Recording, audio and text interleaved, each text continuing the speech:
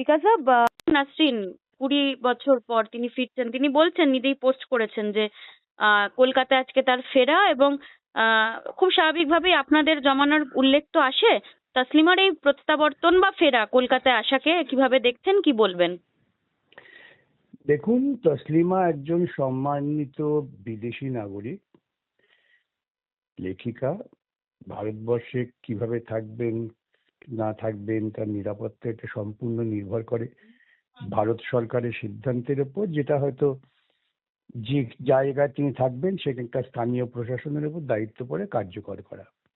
তিনি আসছেন, স্বাগত, তাকে আমরা স্বাগত জানাই। তিনি পশ্চিমবঙ্গে আসছেন, আমরা চাইব তার এখানকার দিনযাপনটা শান্তিপূর্ণ হবে এবং তিনি তার স্বাভাবিক যে পেশাগত কাজ বা বৌদ্ধিক কাজ সেটা করবেন।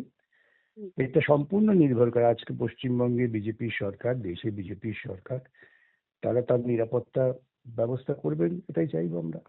কিন্তু বাম জমানার উল্লেখ তো হয় যে তাসলিমা নাসরিনকে যিনি যে সময় বাম জামানার উল্লেখটা যে হয় অনেকটাই অর্ধ সত্য, অনেকটাই কল্পনার উপর দাঁড়িয়ে। সেই সময় ভুলে যাবেন না, পশ্চিমবঙ্গের বুকে তখন উনি ছিলেন, ওর নিরাপত্তার দায়িত্ব পশ্চিমবঙ্গ সরকারের ছিল।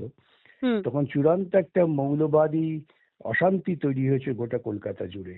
সেটা যদি আপনারা স্মরণ করেন দেখবেন। এবং সেই মৌলবাদী উত্থানটা হয়েছিল মোটামুটি ভাবে তৃণমূল কংগ্রেসের নেতৃত্বেই। স্বভাবতই তার নিরাপত্তার প্রশ্নটা অনেক গুরুত্বপূর্ণ ছিল। তার জীবনের নিরাপত্তার কথা ভেবেই বাম সরকার তাকে নিরাপদে অন্যত্র থাকবার জন্য যা যা করণীয় করেছেন। এটাকে যদি কেউ বলেন যে তারা বাম সরকার তসলিমাকে তাড়িয়ে দিয়েছেন, তারা অসত্য কথা বলবেন। এখানে একটা বিদেশি নাগরিকের জীবনের নিরাপত্তাটা একটি সরকারের কাছে অনেক বেশি গুরুত্বপূর্ণ, বিশেষ করে যখন মৌলবাদীরা খুব মাথাচাড়া দিয়ে উঠেছিলেন।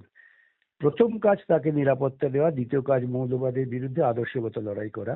এই দুটো বামপন্থীরা ধারাবাহিকভাবেই করেছে। আগামীকালের যে অনুষ্ঠানে তাসলিমা উপস্থিত থাকতে চলেছেন, সেই অনুষ্ঠানে কি কোনোভাবে যাওয়ার আপনার কোনো সম্ভাবনা আছে? না, আমি তো সেখানে যাওয়ার জন্য কোন রকম আমন্ত্রণ পাইনি। আমি স্বতঃপ্রণোদিত হয়ে গেলে পরে ওরা সেটাকে অন্যভাবে ব্যাখ্যা করার চেষ্টা করবেন, আর নিজেরাই অশান্তি করে তখন বলে দেবেন যে বিকাশ বাবু এসেছিলেন। অতএব সেখান থেকে একটু দূরে থাকাটাই ভালো।